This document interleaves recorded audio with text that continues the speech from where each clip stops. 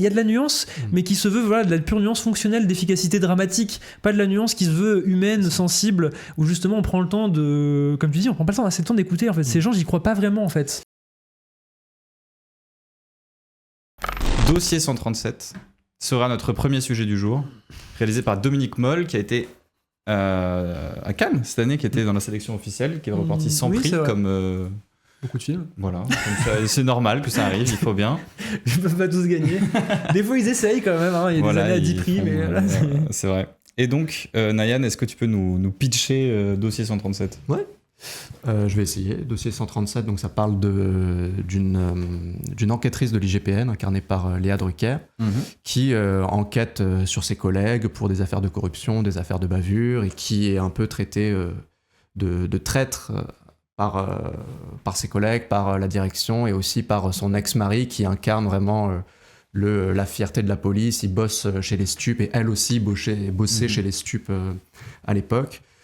Et donc un jour, il y a une mère d'un jeune gilet jaune qui vient la voir et qui vient lui dire que son fils a été gravement blessé, et donc elle commence à enquêter là-dessus. Donc c'est à partir de là, le film devient un peu un polar, quoi, avec des vrais codes du genre, des éléments d'enquête, une avancée comme ça avec des indices, où les personnages décortiquent un peu les vidéos comme ça pour démêler le vrai du faux. Et Léa Drucker, elle va se retrouver un peu confrontée à un dilemme, enfin son tiraillement entre son métier de police et ses convictions comme ça, et le quartier d'où elle vient, qui est en fait le même quartier que la victime. Voilà. Donc moi, enfin sans trop aller dans les détails, mais je trouve que c'est un film important, c'est un film qui a déjà le mérite ça fait du bien de voir des films qui s'emparent un peu des questions actuelles, et d'ailleurs il était venu, le réalisateur, un peu en interview là où je taffe, et l'animateur lui demande comment ça se fait qu'ici en France on ait mis 5 ans à faire ce film, alors qu'aux États-Unis il s'empare tout de suite des sujets. Ouais. Et lui a répondu très justement, oui, les États-Unis des années 70, mais pas forcément les États-Unis maintenant. C'est très vrai. Bon, alors même s'il y a les films un peu sur l'ère trumpienne avec Ari Aster et compagnie, mais Trump il est là quand même depuis 2016. Ouais, 2016, voilà, donc c'est pas un truc réservé à la France, quoi. C'est quelque chose d'assez global, quoi. Ce déni, ce ralentissement, ce retard. Même pour prendre un exemple concret, il y avait eu les affaires Harvey Weinstein, She Said, le film qui est inspiré directement du document d'enquête, il est sorti qu'il y a 1 ou 2 ans, alors que ça date de milieu des années 2010 quand même. Ouais, carrément. Je pense que c'est juste que c'est normal aujourd'hui d'avoir un peu plus, on est un peu obligé d'avoir une latence comme ça, peut-être plus de latence, la production est plus longue en fait, tout simplement. C'est vrai que c'est drôle parce qu'on pourrait se dire dans les années 70 l'information était moins rapide, donc pour faire un film ça aurait été aussi moins rapide, et c'est aujourd'hui que maintenant on a tellement d'images partout, de flux continu, que finalement c'est plus lent pour faire un film, mais c'est peut-être aussi c'est-à-dire qu'il y a quelque chose qui précède le cinéma, c'est les images médiatiques, quoi. Ouais. Le cinéma s'inscrit plus dans un temps long, contrairement à avant où il avait un peu ce rôle d'urgence. Ouais, on pense aux Hommes du Président, par exemple, qui était sorti vraiment dans la foulée très précise du Watergate. Et à l'époque, ça avait beaucoup servi presque comme façon pour les États-Uniens de se renseigner sur l'histoire. Alors que là, tout le monde est déjà bien au courant depuis plusieurs années des conflits des Gilets jaunes. Et donc, on arrive en prenant, comme tu l'as dit, un peu plus de recul et le temps... C'est ça, le temps de... Voilà. Et d'ailleurs, ils ont mené une enquête, ils ont interrogé des enquêtrices de l'IGPN. Donc voilà, il y a tout un travail comme ça d'enquête, d'immersion, de compréhension, mais qui reste pour moi, c'est là un peu un des reproches que je fais au film, dans la dimension intellectuelle, quoi, et pas assez dans la dimension sensible. Et je trouve que le film, malheureusement, manque terriblement de justesse, mais jusque dans les dialogues, quoi. C'est-à-dire manque de naturel, de spontanéité, un peu de vivacité comme ça. Enfin voilà, je vous laisse un peu rebondir. Je donnerai des exemples un peu après, mais... Ouais, pourquoi pas. Je suis assez d'accord avec ce que tu dis, Nayan. Je trouve que le film... alors oui, bon, le caractère important, en théorie, je suis assez d'accord. Enfin, je pense que c'est évident que le cinéma doit s'emparer des sujets. D'ailleurs, c'est marrant parce que le film sort le même mois que Les Braises de Thomas Kruithoff, qui est aussi un film qui s'empare du sujet des Gilets jaunes, mais pour le coup en étant au milieu en gros, c'est sur Virginie Efira qui d'un coup devient une gilet jaune active, militante, et ça met un peu à mal son couple, etc. Mais on est vraiment sur cette idée, ouais, peut-être c'est mieux, du coup d'essayer de comprendre justement le mouvement de l'intérieur, mais encore une fois avec ce recul du temps en fait. Et donc c'est assez étonnant que les deux films finalement se complètent en un sens. On a le versant gilet jaune, et là on a avec Dossier 137 le versant plutôt police.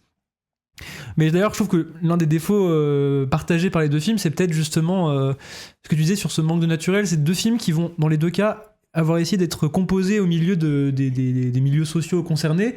Donc d'un côté l'IGPN pour Dominique Moll, et de l'autre côté les Gilets jaunes pour Thomas Kruithof.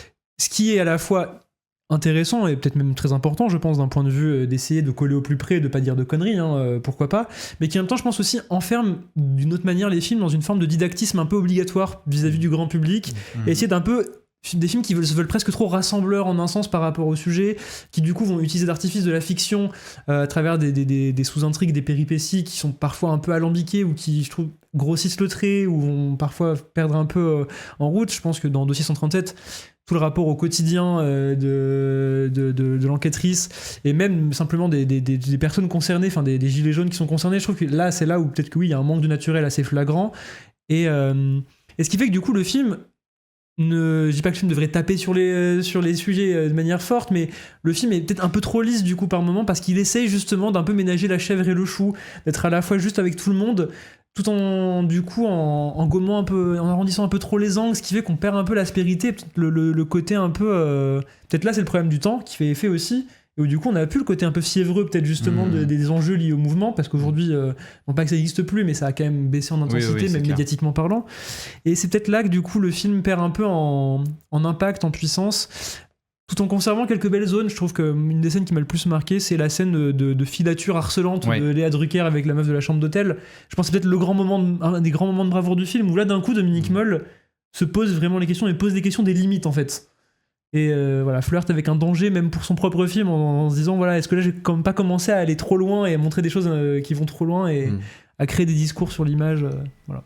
Je suis tout à fait d'accord, et je vais aller plus loin que vous dans cette ambivalence entre le quotidien et l'enquête. En fait, j'ai vraiment l'impression que le film est structuré de deux façons différentes qui fonctionnent un peu en parallèle. C'est donc l'enquête de Léa Drucker, où le film prend un côté plus polar, avec vraiment la recherche de l'image manquante, de la vidéo, de l'information supplémentaire, et les séquences de quotidien, et ça fonctionne un peu dans une sorte de montage alterné où on bascule de l'un à l'autre, et de scène en scène, on en apprend un petit peu plus sur son fils, sur son ex-mari, machin, ou sur l'avancement de l'enquête.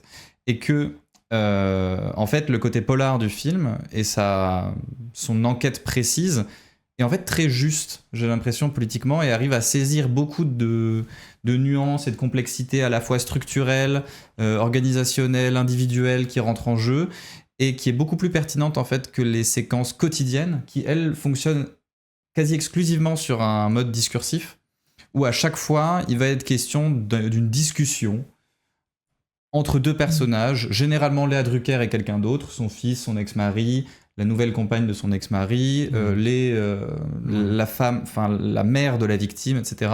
Et à chaque fois, ces dialogues vont discuter de l'enjeu contemporain de la police de France, qui serait celui soit de la complexité de ce travail, soit de la haine généralisée contre la police, etc. Et en fait, ces moments discursifs sont, eux, complètement à rebours de notre monde, dans la mesure où c'est des discussions qui ont lieu à peu près tous les jours, j'ai envie de dire, à la télé, dans les médias, même qui ont été interrogés et sur lesquels on est allé un petit peu plus loin depuis. C'est des sujets qui étaient, comme on le dit, un peu vifs pendant les Gilets jaunes, mais qu'aujourd'hui, ça semble beaucoup plus ressembler à, comme vous le disiez, quelque chose qui va tendre vers le centre, ou quelque chose de c'est ni bien ni mal, regardez, c'est compliqué, tout le monde fait des efforts, et il y a un peu ce côté-là aussi, faisons un pas les uns vers les autres. Exactement. Pour essayer de changer les choses, et après, moi, qui est pas inintéressant d'ailleurs. Mais je te laisse finir si... Je veux bien. Ouais. Et par contre, donc pour revenir au côté davantage polar du film, j'ai l'impression que là, il y a vraiment des enjeux justes sur le monde contemporain et sur la représentation du travail de la police. Notamment, j'aime beaucoup l'idée que finalement l'enquête de Léa Drucker se résume en permanence à chercher une image de plus, une vidéo de plus, donc à chercher presque un témoignage du réel pur, et qu'à chaque fois, ce témoignage du réel va se retrouver remis en cause par des paroles qui clairement mentent et remettent en question les images. Et j'aime cette façon que le film a de réinterroger non pas l'IGPN en disant le problème c'est que l'IGPN, vu que c'est des flics aussi, ils vont se défendre les uns les autres, mais plutôt, vu que c'est des flics, ils vont être considérés par les autres flics comme un peu des poucaves, et donc un peu en renversant la critique qu'on émet en général vis-à-vis de cette structure. Et c'est le phénomène qui arrive à Léa Drucker, c'est-à-dire que pendant son enquête, elle va pas essayer de couvrir ses camarades, mais c'est ses camarades qui, se sentant trahis, vont lui empêcher de travailler, quoi.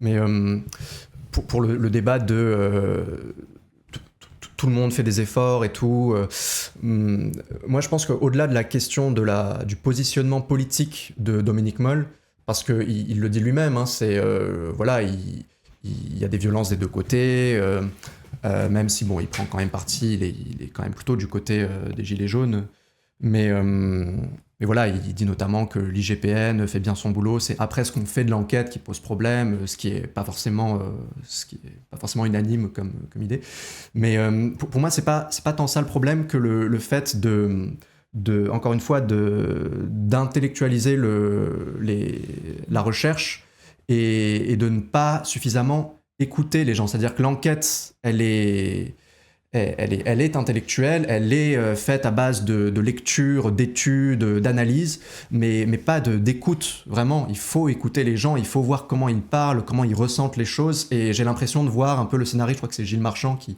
collabore tout le temps avec Moll. De le voir un peu avec son PC, de basculer entre les fenêtres de ses articles qu'il lit et de son scénar, tu vois, et du coup d'essentialiser, un peu comme tu le disais, pas employer ce mot, mais c'est un peu ça que tu voulais dire, d'essentialiser à travers du discursif, tu vois, des personnages. C'est-à-dire, ce personnage, il va représenter telle idée, c'est-à-dire la femme de chambre, elle va représenter les banlieues délaissées, non médiatisées, que personne ne regarde. L'ex-mari va représenter les stupes, donc le symbole de la fierté policière, notamment après le Bataclan, parce que tout le monde est fier de la BRI après le Bataclan. Voilà, donc les personnages c'est un cinéma un peu fonctionnaliste, quoi. Ils ont leur utilité, leur fonction, et on va trouver dans chaque réplique l'espace d'argumentation nécessaire pour transmettre les idées, encore une fois, intellectuelles. C'est-à-dire, dans cette réplique qui dit à tel moment, il faut qu'on mette l'idée de, l'impuissance du témoignage. Dans cette idée, il faut qu'on mette que les banlieues, ça fait déjà des années qu'ils subissent ça. Et il y a un peu ce côté presque scolaire, quoi, comment on fait comprendre telle chose. On a nos petites notes et il faut qu'on les fasse passer à travers des chants contre chants. Le film est une succession de chants contre chants. Enfin, j'exagère parce qu'on en parlera après, mais tout le côté image de filmer au portable et tout, je le trouve. Enfin, je serais prêt à le défendre. Pas mal, mais voilà, quoi. Je trouve que c'est un peu là où le film est vraiment frustrant, c'est qu'il part d'un argument de mise en scène qui est quand même hyper fort, avec justement ce rapport à l'image concrète, l'image manquante et l'image concrète, donc presque un côté docu-fiction presque par moment, avec l'idée de puiser des images réelles qui viennent du terrain, etc., et de jouer autour de ça.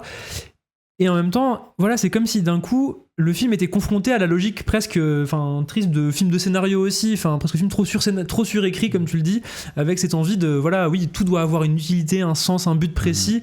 Et en fait le film fonctionne par bloc. Enfin, il y a un côté un peu film Lego, quoi. C'est-à-dire qu'il faut que le bloc A s'emboîte bien avec le bloc B pour qu'on comprenne le bloc C. Et en fait, et au final, la structure, elle est pas déplaisante à regarder, mais en même temps, elle manque d'âme, en fait. Et c'est figé, quoi. C'est très figé. Et en fait, du coup, pour un film qui justement a pris le temps de regarder les choses, et il y a un truc qui va pas, c'est qu'en fait, il a tellement pris le temps que on sait que le film est du coup en retard sur l'actualité, mais il a beau être en retard, il fait pas avancer le débat non plus, quoi. Et c'est là où le film pose un problème, c'est-à-dire que faire un film pour constater des choses qu'on a déjà vues médiatisées depuis 5 ans, finalement, ça en devient un peu problématique, dans le sens où, en fait, finalement, est-ce qu'un documentaire concret sur les actions de l'IGPN à travers justement ces problématiques d'image aurait pas été aussi pertinent ? Enfin, je dis pas qu'il faut forcément fracturer le documentaire et la fiction, mais c'est un peu ce qu'on arrive à peut-être se demander quand on voit justement à quel point le film se fracture dans la mise en scène entre ce rapport à l'image vraie et cette image justement voilà, de fiction qui du coup, oui, comme tu le dis, il y a vraiment... Après, c'est la logique de l'interrogatoire, évidemment, et de ces scènes de discussion. Forcément, on est dans du champ contre champ, et encore que... Il y a plein de manières de filmer une discussion. Mais on sent que du coup, ça renvoie un peu à cette logique presque de binarité absolue, à la fois entre les différents blocs à l'œuvre et un peu au sein de ces blocs. C'est-à-dire qu'il y a un peu, du coup, le gros bloc police, donc qui va être IGPN plus police versus le gros bloc gilet jaune / le peuple. Mais après, au sein du bloc police, il va y avoir du coup le bloc IGPN contre le bloc agent de terrain. Et même au sein de ces gens-là, il va y avoir encore... Et à chaque fois, il y a une logique, à chaque fois de... J'ai l'impression que rien n'est organique vraiment en fait dans ces mini. Enfin, Dominique Moll et Marchand n'envisagent pas le monde comme étant voilà quelque chose qui complètement nuancé. Il y a de la nuance, mais qui se veut voilà de la pure nuance fonctionnelle d'efficacité dramatique, pas de la nuance qui se veut humaine, sensible, où justement on prend le temps de, comme tu dis, on prend pas assez le temps d'écouter. En fait, ces gens, j'y crois pas vraiment en fait. Et pardon. Vas-y. Je sais pas s'il se revendique un peu de Bresson, mais il y a un truc un peu comme ça de la conversation, le côté un peu mécanique des choses, qui un peu froid, un peu formel. Aussi avec comment dire la voix off qui récite les mails qui s'écrivent entre les secteurs, entre la direction, avec des formulations très précises, avec des phrases un peu bizarres, enfin pour le langage courant quoi. Donc il y a ce côté un peu bloc, comme tu dis. Je me demande s'il essaye pas quelque part d'en tirer un peu parti avec cette mécanique un peu du métier, tu vois. Mais, des rouages un peu le système. Voilà, quoi. c'est ça. Mais c'est là que en fait, j'ai envie de revenir à ce que je disais tout à l'heure, parce que moi j'ai l'impression que cette logique de bloc à l'œuvre, elle a lieu que dans les parties de la quotidienneté, et qu'en fait la majorité des enjeux dramatiques qui se tirent naturellement de l'enquête, eux sont quand même beaucoup plus subtils, et même le déroulé, entre guillemets, la trajectoire de l'enquête se fait un peu par accro, par sorte d'étranges dérivés, par révélation parfois presque aléatoire d'une vidéo supplémentaire qui arrive. Et que c'est très bien d'ailleurs, les petits twists comme ça de « Ah, mais... il y avait un indice depuis le début et de manière anodine comme ça, elle jette un coin d'œil à l'écran et puis elle voit un indice qui va tout changer. Absolument. Et que, en fait, finalement, s'en tenir à l'enquête pure aurait été beaucoup plus subtil au niveau des enjeux, parce que c'est là qu'on rejoint presque une sorte de docu-fiction, mais on aurait pu imaginer que cette enquête soit réelle, ressemble en tout cas, donne la sensation d'une enquête réelle, et donc dans son déroulé des événements propres, dans ce qu'elle va contenir de tensions entre les différents policiers, entre les différents agents, entre la directrice de l'IGPN et son enquêtrice, etc. Tout est déjà présent là-dedans. Et en fait, comme tu l'as dit, il y a je pense une volonté de la part du réalisateur et du scénariste de rendre le film un peu plus grand public, ou en tout cas en ayant peur de ne pas toucher tout le monde. Ils ont rajouté une grosse couche de quotidien. Une version sociale un peu aussi. Exactement. Quoi. Et ils ont rajouté un peu ces blocs-là pour qu'on puisse facilement comprendre un peu qui s'oppose à qui, comment sont constituées les choses. Et c'est aussi, je trouve, ça se voit beaucoup dans la mise en scène du film, où j'ai la sensation qu'en fait, elle est beaucoup plus inspirée quand il s'agit de filmer l'enquête que de filmer le quotidien. Parce qu'il y a plus de matière, en fait, finalement. Exactement. Et que, donc, moi, ces échanges en champ contre champ, d'entretien, je les trouve très réussis, parce qu'en plus, il y a une façon d'utiliser la courte focale pour individuel, enfin pour saisir uniquement chaque personne qui vient témoigner, mais quand même dans l'espace du petit bureau de l'IGPN, donc ne jamais vraiment les saisir en dehors de où ils sont, de où ils parlent. Et ces idées donc d'utilisation de la vidéo par téléphone, des écrans, du moment où, je pense à un moment plutôt chouette où Léa Drucker va chercher toutes les caméras disponibles qui ont potentiellement filmé les événements, va les sélectionner progressivement sur son ordinateur, et son visage se reflète Puis on sur voit le reflet de petit l'écran. Montage de plusieurs caméras de surveillance avec un zoom à chaque fois. Exactement. Et en fait, par exemple, je pense il y a j'ai envie de dire 2 scènes de poursuite dans le film. La scène de poursuite que tu as mentionnée, où Léa Drucker va suivre la femme de chambre, qui est assez inspirée, où on voit même que le jeu de Léa Drucker correspond plus que jamais, j'ai envie de dire, au dispositif qui est cette sorte de personnage très froid qui regarde, qui parle de façon très neutre, presque robotique, et son regard sur la femme de chambre qui presque ne sait pas comment réagir vis-à-vis de cette femme qui est en civil, mais qui en même temps est une policière, mais qui en même temps ne veut pas son mal. Puis qui outrepasse ses fonctions en plus. Exactement. Et tout le monde a conscience à ce moment-là en fait qu'il y a un truc qui va pas. Absolument. Vis-à-vis de la séquence où Léa Drucker est dans un supermarché et va suivre la mère de la victime et la copine de l'ami de la victime. Et je pense que ça faisait longtemps, je suis désolé pour le premier assistant caméra, pour le chef-op du film, mais que j'avais pas vu un plan où le point était aussi perdu. Enfin, il y a un truc de... j'ai pas fait gaffe. Il y a au fond du plan le caddie de la mère, au premier plan Léa Drucker, et Léa Drucker comme ça va suivre, et la caméra va suivre en travelling latéral l'évolution des deux qui se suivent, et en fait le point passe son temps à aller de l'un à l'autre comme ça.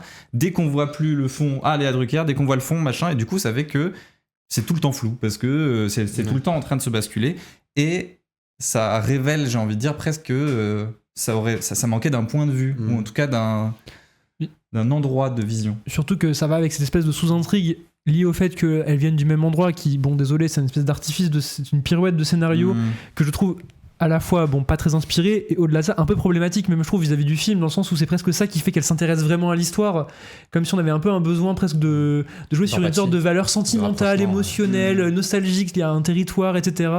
qui est vraiment le vernis social de base pour un peu créer une sorte d'attache. Il y a un lien avec la mère même de Léa Drucker. Et c'est là où je trouve que le film est un peu pervers. Enfin, est-ce qu'on avait vraiment besoin, par exemple, d'aller à ce point-là pour que l'enquête prenne... Enfin, pour le coup, c'est un élément extérieur à l'enquête qui n'apporte pas grand-chose, en plus foncièrement au film, à part à humaniser un peu plus le personnage de Léa Drucker. Encore que je trouve que justement, le fait qu'elle ait besoin... Le fait qu'elle ait besoin, enfin oui, il y a ce rapport, en fait, techniquement, elle n'a pas le droit d'enquêter, mais bon, on voit bien que dans le film, ça a pas un impact délirant, même du point de vue de la police, quand tout le monde s'en fout un peu finalement. Mais c'est juste que, est-ce que vraiment, donc ouais, le dilemme n'est pas forcément assez développé, et comme ce dilemme n'est pas assez développé, la seule autre question que ça pose, c'est un peu ce rapport vraiment bizarre de se dire, jouer vraiment, essayer d'humaniser absolument la personne de l'IGPN pour lui justifier presque son besoin d'enquêter. Je trouve que c'est un peu un problème d'un point de vue pragmatique, justement lié à son métier, parce qu'elle a un métier où elle est juste censée faire ça par principe, et bon, peut-être pas aller aussi loin qu'elle le fait, mais justement ça qui m'intéressait vraiment dans le film, c'est justement tu parlais de froideur de Robert Bresson. Bon, alors, voir le film par Robert Bresson, j'avoue d'un coup, petite hype quand même. Je sais pas s'il filmerait des pixels sur un écran avec quelqu'un qui parle en voix off, ce serait génial. Hein. Des mains sur des souris. Ça serait génial. Mais ça serait exceptionnel, je pense vraiment. C'est peut-être ce qui manque à sa filmo, c'est un bon gros polar des familles. Des années 2020. Quand on sait ce qu'il voulait faire avec la Bible, où il voulait juste filmer l'Arche de Noé en filmant les empreintes d'animaux et pas les animaux. Ouais, c'est vrai, c'est une vraie histoire ça. Il s'est fait virer du projet parce qu'il a dit ça à Dino De Laurentiis à l'époque. Et il lui a dit non, mais je veux des animaux, je veux tous les animaux du zoo, mais je veux juste filmer leurs empreintes, pas les animaux. Il a fait va te faire foutre. Ça va coûter des millions pour juste des pas quoi. Enfin, bref, mais c'est pour dire que le personnage de Léa Drucker, moi ce que je trouve assez intéressant, c'est que justement il a une forme de neutralité intrinsèque par son poste. Le fait qu'on ait un peu d'informations sur sa vie de famille, c'est intéressant, qu'elle soit mère, etc. Bon, pourquoi pas. Mais surtout, pour moi, c'est vraiment le personnage qui processe. Mais dans un sens presque informatique du terme. C'est un personnage ordinateur, quoi. Ouais. Elle est là pour emmagasiner de la data. Et à partir de cette data, justement, faire marcher sa mémoire vive en permanence pour trouver les bonnes réponses et rediriger comme un algorithme, quoi. Et du coup, je trouve qu'avoir besoin de justifier ça par des surplus de couches de fausse humanité, je trouve que, en un sens, ça... Oui, t'es sûr que tu vas toucher tout le monde grâce à ça, mais en même temps, je trouve que ça parasite un peu le film et même l'intérêt pour l'enquête au bout d'un moment. Au bout d'un moment, l'enquête, je commence à me demander qu'est-ce que c'est vraiment le but de l'enquête, quoi. Ouais. Et c'est un peu dommage, mais peut-être c'est juste moi qui aime pas trop assez les humains pour ça, je sais pas. Mais... C'est vrai que, juste pour rajouter, Léa Drucker est formidable dans ce rôle de policière froide, mais pour une raison que je n'explique pas, j'ai l'impression que Dominique Moll a voulu faire jouer tout le monde de la même façon que Léa Drucker. Sauf que donc, pour la majorité des autres acteurs, ça sonne faux. Oui. Heureusement qu'il y a Léa Drucker pour relever un petit peu. Heureusement qu'elle est là. Mais par exemple, l'actrice de La Femme de Chambre, qui jouait aussi, je reconnais de façon plutôt froide dans Saint-Omer, qui jouait formidablement bien, là, ça semble très étrangement à côté. Artificiel, quoi. Ouais. Artificiel, ouais. Et il y a aussi autre chose, c'est... pour moi, quand on parle de violence institutionnelle, Et c'est là où je vais un peu faire une comparaison avec Un pays qui se tient sage, qui est un peu Dufresne. l'autre film de David Dufresne sur les violences. C'est qu'on a un peu deux pistes. La première, pour moi, elle se pose des questions de philosophie politique. Et c'est ce qu'il fait dans Un pays qui se tient sage, c'est-à-dire il met un peu en confrontation des gens qui parlent, et ça parle de Machiavel, ça parle du monopole, de la légitimité de la violence, ça parle des trois types de violence, la violence de pouvoir, la violence révolutionnaire et la violence répressive, avec une chronologie des trois. Donc soit tu suis cette piste-là, soit tu suis une autre piste qui est celle du terre-à-terre, du pragmatique et des faits, quelque chose de très factuel, de mécanique. Et Dominique Moll, ça se voit avec La Nuit du 12, j'ai pas vu les autres films, mais c'est quelqu'un de très terre-à-terre, lui, c'est les dialogues de gens normaux, du quotidien, des dialogues, c'est le banal dans l'explication d'un fait sociétal.